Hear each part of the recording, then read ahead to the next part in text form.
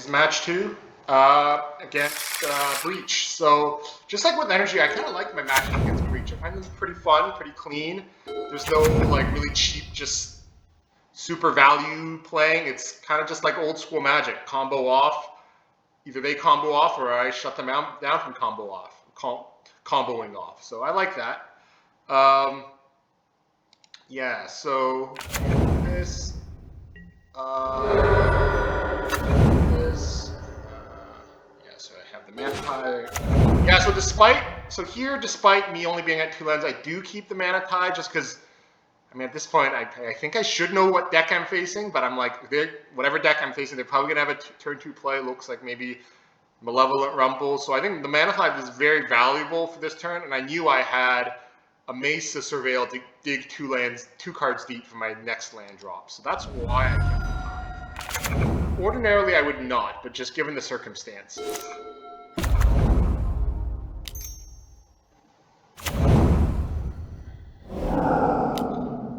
Yeah. Oh, yeah. Oh, so it was key that it was very key that I had Tide for that. Because that, yeah, like, the most problematic about Emery is I can't Prismatic Ending it easily, so I can only really pull the Tide that luckily I got the third land drop. And then here I nailed that. So the thinking is that, like, they're not going to be able to generate Saga tokens, and I know they can get, I haven't played against this deck enough, but I'm like, I know that they can get a Mox Opal with that, I guess, which is a mana source.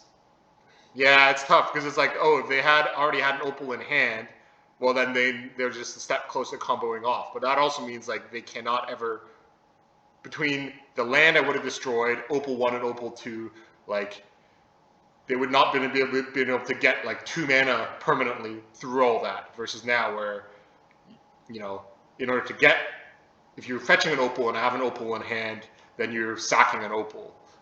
So that was the thinking there. Again, given how explosive this deck is, I'm not sure that was the right call. I mean, especially now they have an Opal in hand. But, yeah. So the thinking is, yeah, so again, I do this on the colored land, especially now that I know they have Opal. Like, the only thing they can fetch the next turn that would give them value is a Mox Amber, and they don't have any blue creatures, and I have 2 endings for the blue creatures next turn anyways. So, yeah, I mean, I feel like I should probably just be destroying the Sagas every time. Yeah, so they do get the blue creature. Just because it's like, what they're fetching with it is gonna bring them one step closer. Is a mana producing card that's gonna bring them one step closer. So, yeah, I don't know. Hard to say. So what do I do here? So here I Inquisition. What did I grab from there? I Inquisition, get the Mox Opal, which I guess doesn't actually help because if they're starting to combo off, they're gonna have that in their graveyard. But anyway, so I do that. So here I get rid of that to get rid of the Amber mana, and I do that to get rid of the Construct. So it was a good timing. I was able to get them off a land and a massive attack. So that was a pretty clutch, like that's why it's good that I saved those 2, had those 2 Prismatic in hand. So again, here I use a Boon, because I know if they have a fetch, then Thoughts of Ruin can get rid of that. So that's why I saved the Thoughts of Ruin. And Bob's going to use it this turn now. They have Rumble. Yeah. So here I do not. Yeah, I do not, because if I thought I may not be able to play Hackdos next turn. So I do this now because I'm not yet under threat. So I was thinking of that. Emery. So I know they're going to get cards with Emery, but at this point it doesn't matter because I can shut them off their land. They think they can. Now it's just racing. Because Hackdos is on 4, so they're not killing. Yeah, they can draw whatever cards they want. They just don't have time.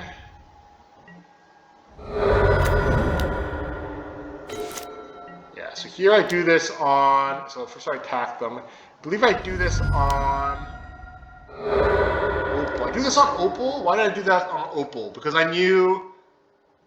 I mean, Opal was a guaranteed mana source. Actually, yeah, it's hard to say, because it's like, I could have done that on Tameo. Yeah, if I'd done that on Tameo, then they would have been able to use that bauble and still had Metalcraft for the Opal.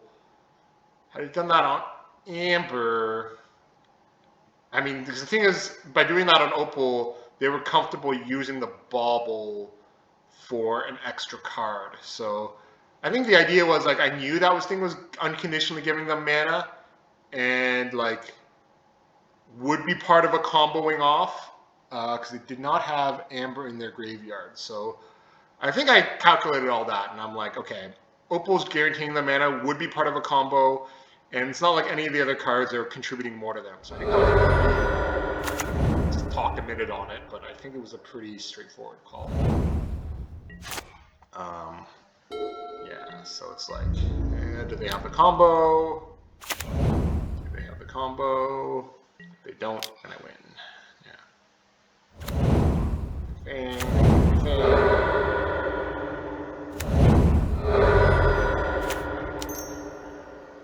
Preordain. Do they have the combo preordain? No, they don't. So, yeah. I